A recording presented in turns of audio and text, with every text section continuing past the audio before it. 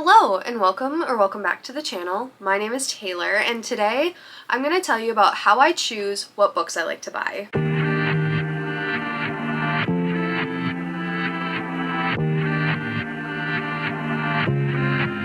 So I've been buying books my entire life. I have bought a ton of books and I have unhauled many a books. One thing that I've noticed recently that if I buy certain books, they will almost always get unhauled.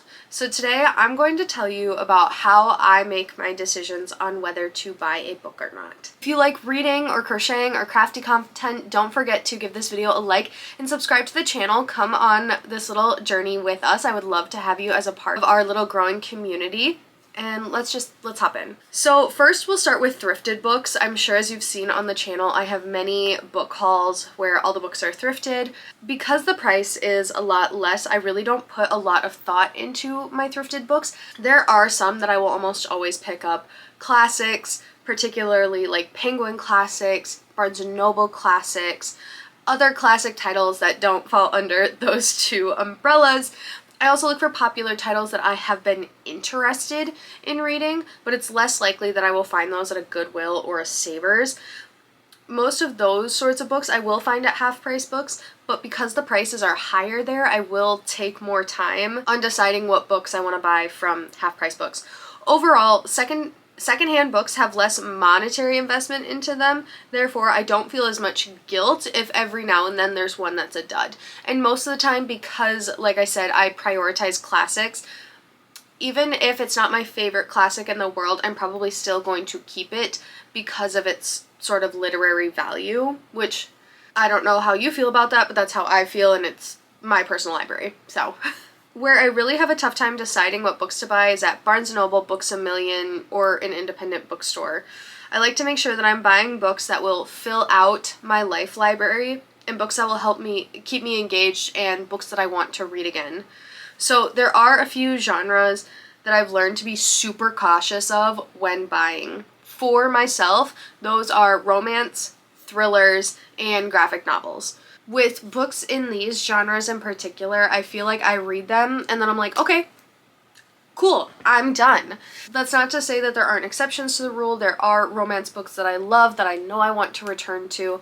I, on the whole, am not super into thriller. I just prefer horror. I'm not a big fan of mysteries. I really don't read a lot of mysteries, but that's not, a stink on the genre. That's my preference. And then with graphic novels, while I do love graphic novels, a lot of times sometimes I will read them in an hour. I want to be really careful with the ones that I bring into my life that I spend my money on, because I don't want it to be like, okay, I read it, bye. I want them to be ones that I read over and over and over again, which is why I have, big versions of Uzumaki or Gyo, or I just bought V for Vendetta and Watchmen. So those are all graphic novels that I really, really like, that I know that I will return to. So those are the kinds of, not that I don't buy them, it just has to be a very specific kind that I like to buy. So when I go to a bookstore, I look at all the books in all the genres pretty much except for mystery thriller. I look at every section and I spend a lot of time kind of agonizing over what I want to get. There's always books that I want to get. It's never a matter of having to convince myself to buy something. It's, oh my god, what am I going to buy? When I first see a book that I think I might want, I always read the back of it. I'm not sure when it became unpopular to read the back of a book, but I do think that as buyers, we have a responsibility to know what we are purchasing so that we don't get to a book and we're like, oh, I'm going into it blind, even though there is a blurb on the back that will tell you the concepts of the book and what it's about, and then you're like, oh, I didn't realize it was X trope that I really hate. Well, if you read the back of the book, because it's there, you would know.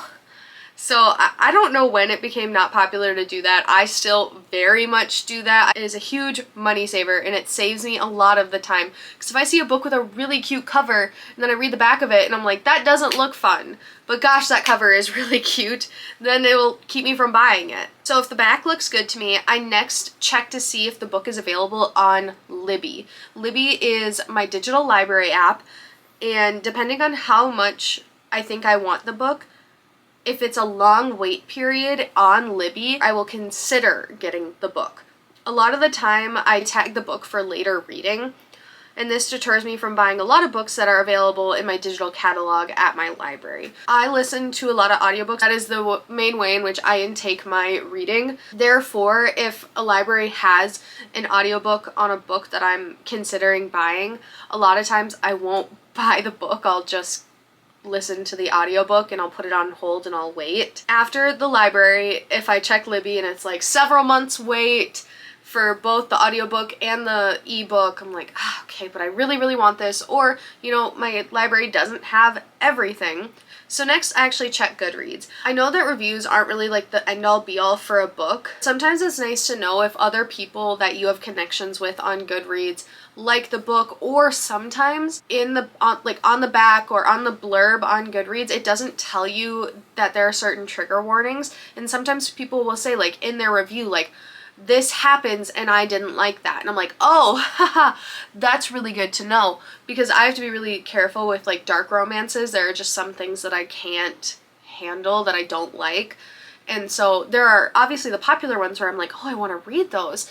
And then I go on Goodreads and it's like, hey, male main character does this. And I'm like, dang it, now I can't read it. Or like, you know, now I'm no longer interested in reading it. So I take a lot of care in at least trying to know what I could be getting myself into prior to purchasing a book. Then I do sort of think about how soon I would get around to this book.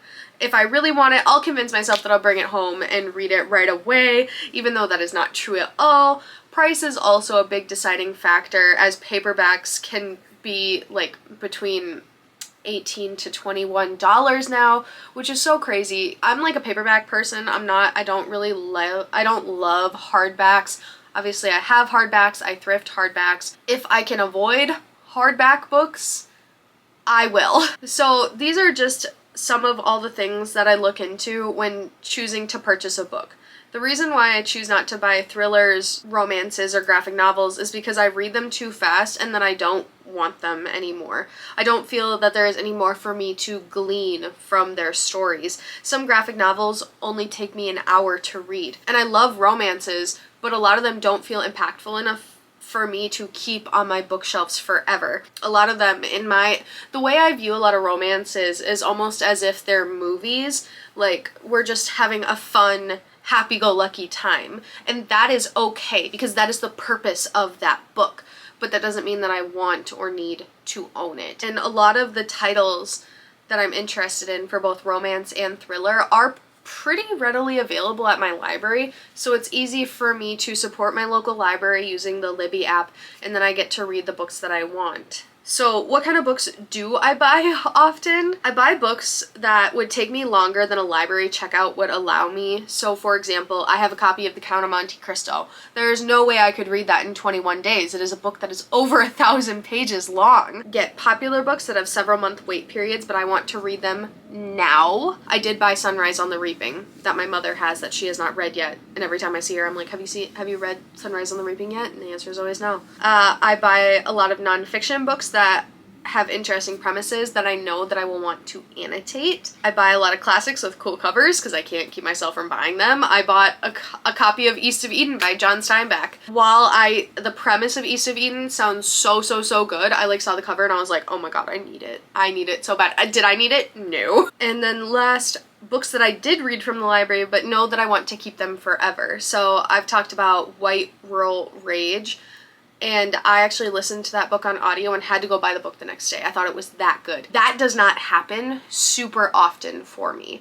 There are books that I've read years ago that I have bought secondhand, like I talked about buying the Red Queen series. I found all of those at Goodwill's, and I really loved those books and want to reread them. Or I read the Crave series many years ago and I bought all the physical books because I know that I like them. Doesn't happen super often, but every now and then it does. At the end of the day, there's really no right or wrong way to shop for books. The only reason I made a video on this, money is a finite resource, and I want to spend my money wisely, and I want you to spend your money wisely. Books are between $18 to $21 for a paperback, and that is a lot of money. That can be a lot of money for somebody. So we have to make sure that this book is going to be worth that money. You are not an influencer. I'm not even an influencer. I don't get sent books. You know, I'm here talking to you on the internet, having a good time. A lot of people get books sent to them when they're talking about them online, and you are not getting things sent to you, and it is okay. You do not need to own all of the same books that you see people owning online. Of course, at the end of the day, buy whatever you want, use your money however you want, but this is how I like to make my decisions. This is kind of like my decision tree, and I just wanted to share it with you today. Let me know in the comments how you like to decide to purchase your books. I would love to know kind of like how your mind works on it. And don't forget to give this video a like, and please subscribe to the channel for more content like this. And I will see you guys next time. Bye!